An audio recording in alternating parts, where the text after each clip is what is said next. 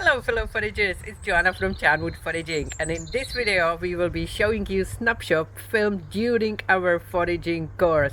It shows you how many delicious food and drink samples you will get if you join our courses.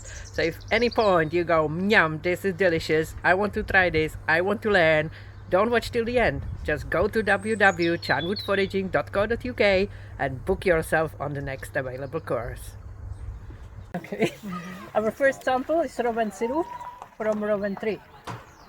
Second sample is a rowan berry jam, which is mixed with crab apples, makes it lovely orange. So this next sample are actually cherries in a way of compote. So compote is done that you put the raw cherries when you don't have time to do anything, destoning them, which takes time to make jams. You just stash them in a jar and pour a little bit of the sugar, 1 spoon, maybe half spoon for a small jar like this, boiled water over it, close it, sterilize it. It will last the whole season.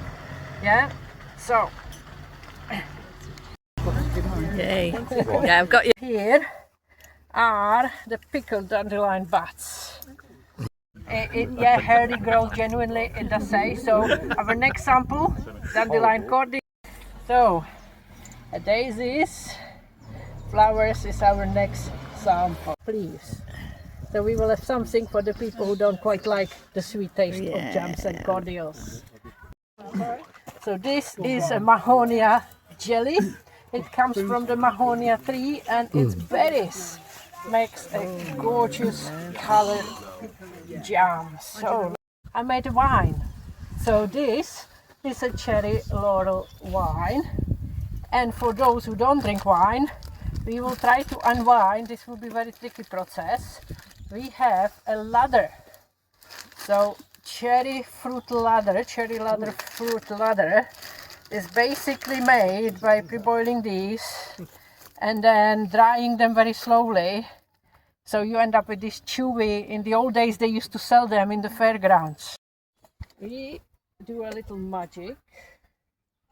Not instant magic, but it is still a magic. So we now have a rain and we're waiting for the mushroom to change. So by the time we get down to the water, we will see what these mushrooms have done.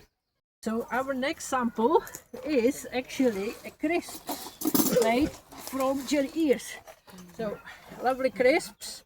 These are a grape juice crisps induced. You will have to forage for yourself. It's right from this tree. This tree is called hawthorn. Both the leaves and the flowers are edible. The flowers haven't quite come out. But when they do, you can eat both the flowers and leaf. Make something called bread and cheese. Because why do we call it garlic mustard? Because it tastes like garlic. Later on it develops seeds with the seeds and they taste like mustard. That's why it's called garlic mustard. You should eat the leaves before it flowers. So our next sample is a lovely elderberry cordial full of vitamin C. Being sort of this red. Because the Benedictines introduced it to this country. It's meant to be edible, but you know what, it tastes so disgusting. So this is called wood avens. The roots contain eugenol. And the eugenol, so you remember if you have a toothache, what do you do? Or next time you rush to your garden. In the first shady area you find these. You dig one out, get the roots, dry them very quickly and smell that.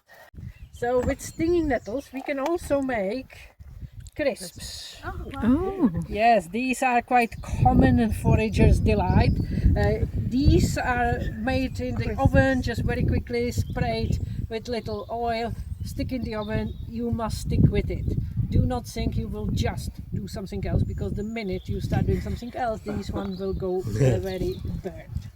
So please help your example is actually a stinging nettle kimchi. This is how you preserve raw nettles for the whole year.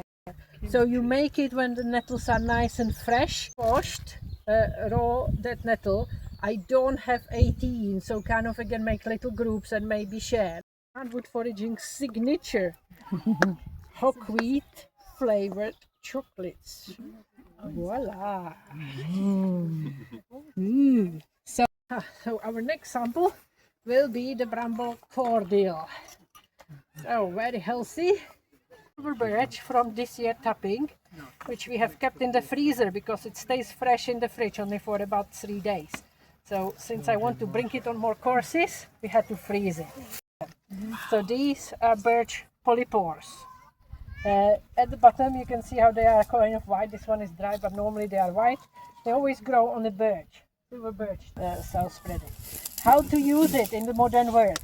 You need to make something called tincture. The next sample is a cow parsley. We have some leaves and some stems. This is a pre-washed fresh cow parsley. So these are the sloes in brie. Whoa, look at that, before and after. Now we have proper jelly ears. Look at that. Wow. Yeah. It's made from catkins from hazelnut, made into little mueslis. It's added honey and apples and super healthy. So bring your spoons up because that's probably the easiest way of scooping. The pines growing in this country are all okay to make a pine soda, which will be one of our samples. However, you can make other things and eat other things on the pine.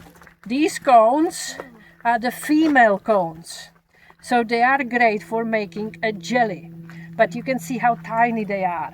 So you basically need to forage enough of them to kind of cover enough of your pot. Then you add equal amount of water, but careful, they will float. So if you know they are 1 centimeters, you need only 2 centimeters once they flow. Then leave it again soak and then make it into a lovely jelly. These are the male, yeah, and they are just about right to eat. I need to scoop you some of these onto your hand. Or this is the classic, this is the pine soda. So this is made just by stuffing the pine needles. Then you put a little bit of sugar, so the reaction starts, and a nice warm day like we had yesterday. Leave it outside, and then you can just see the bubbles are already forming. Yeah. And